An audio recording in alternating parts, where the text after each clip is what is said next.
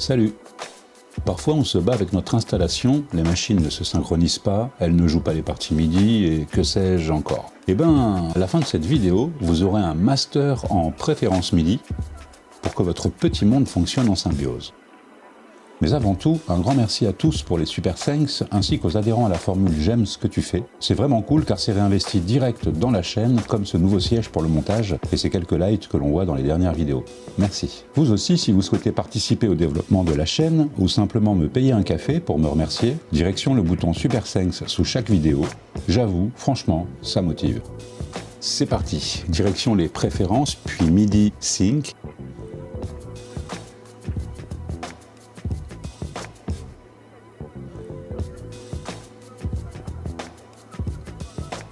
Port d'entrée, ici on trouve la liste des périphériques MIDI disponibles. On peut renommer chacun de ces ports à notre guise. Les trois boutons, Global, Control et Track, activent ou désactivent. Global, l'envoi de données MIDI provenant de ce port à la piste track courante.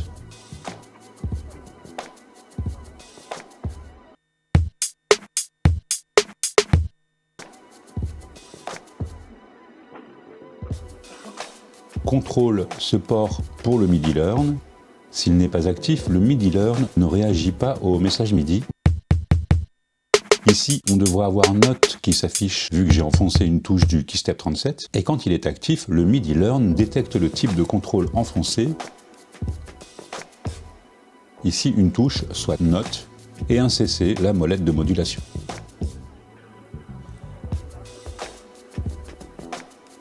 Track, ce port apparaît dans la liste des ports disponibles sur les pistes. S'il est désélectionné, le port n'apparaît pas, et quand il l'est, on retrouve le port dans les ports disponibles.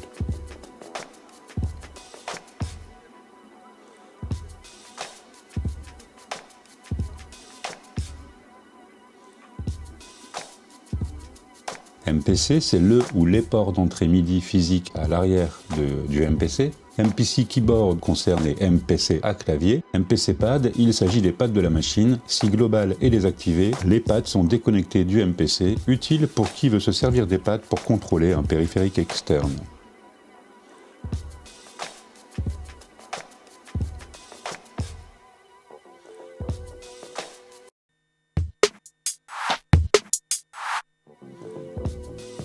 Remote, c'est pour envoyer du MIDI à un ordinateur via le Wi-Fi, donc inutile pour les MPC One. Port de sortie, ici on retrouve la liste des périphériques disponibles. On peut renommer chacun de ces ports. Les deux boutons Sync et Track activent ou désactivent. Sync, l'envoi de données de synchronisation MIDI vers l'extérieur pour synchroniser le séquenceur d'un synthé par exemple. Track, ce port apparaît dans la liste des ports disponibles sur les pistes comme pour les entrées.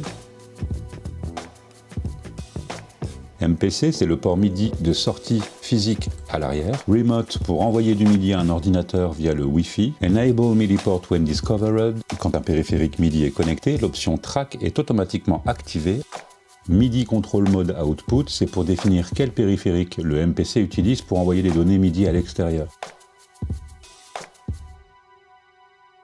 Section Sync. Sync Receive. Receive détermine le type de données de synchronisation reçues par le MPC, horloge MIDI, MIDI Clock, information type MIDI Timecode, MTC, et la communication avec Ableton Link, Link. À noter, l'enregistrement audio est désactivé en recevant de la synchronisation par l'horloge MIDI.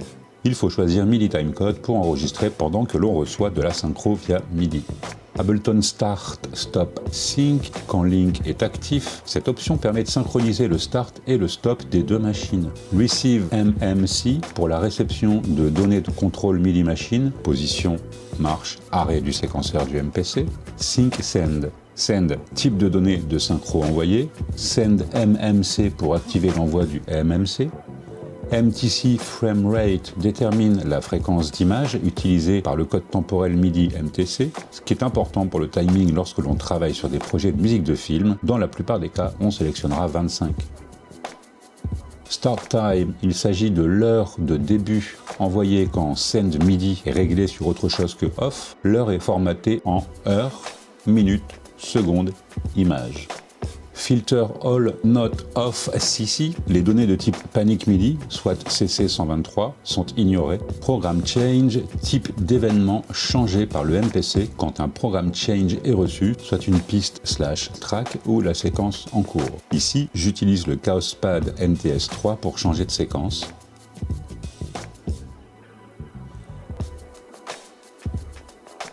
Et là, le NTS3 va changer de piste.